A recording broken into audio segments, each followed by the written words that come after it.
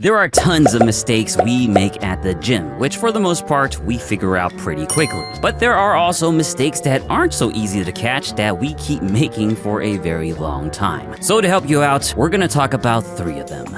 Hi, for those of you that don't know me, my name is Picturefit. I make fitness content backed by a little bit of science, a little bit of experience, and a whole lot of bit of badly drawn animations. And I know it seems strange to take fitness advice from a cartoon character, but I can assure you that I'm just as much photoshopped as every other fitness influencer on the internet. Anyway, let's get right to talking about mistakes that you're absolutely, definitely, maybe still making at the gym. First, if you normally go to the gym before lunch or dinner, then you might be making a mistake. Now, the reason is probably not what you're thinking. Yes, by eating beforehand, you will have more nutrients available during exercise, which is generally a good thing. But what we really want to focus on is actually hunger. It's possible that going into your workout feeling less hungry can improve your exercise performance. That's at least according to a study that showed a group of subjects performed 10% more total reps in the back squat than another group, even though both groups consumed a pre-workout shake containing equal amounts of carbs. The only difference is that the better performing group consumed a thicker shake, which helped reduce feelings of hunger. So if you're normally working out while hungry, then you might want to sneak in a little snack beforehand. Otherwise, you might be unexpectedly holding yourself back at the gym.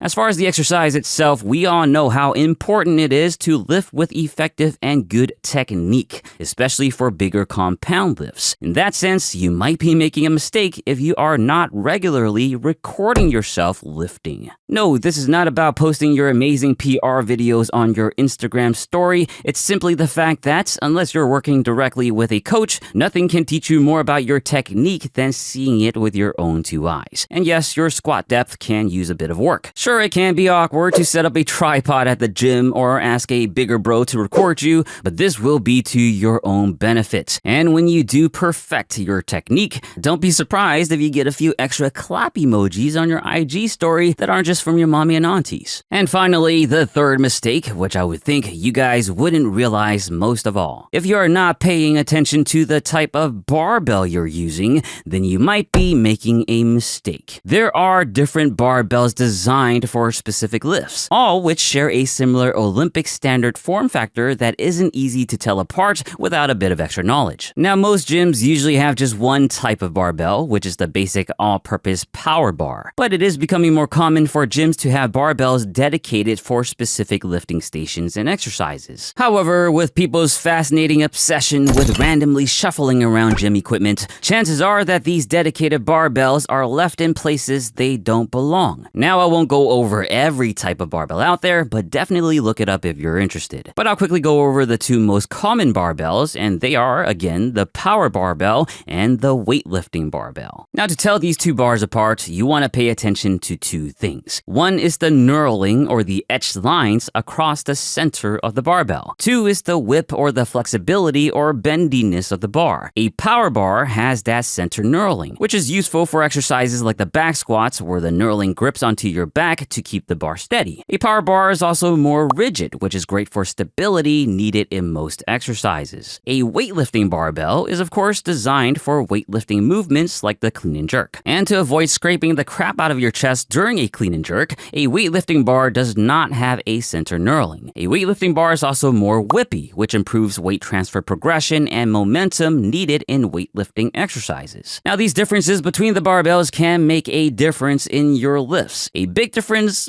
Probably not, but it might explain certain scenarios. Like how in one session you lifted a certain amount of weight, but the next session you couldn't. You might have been using different types of barbells each session. So next time, before each exercise, all you gotta do is quickly check the bar you are using.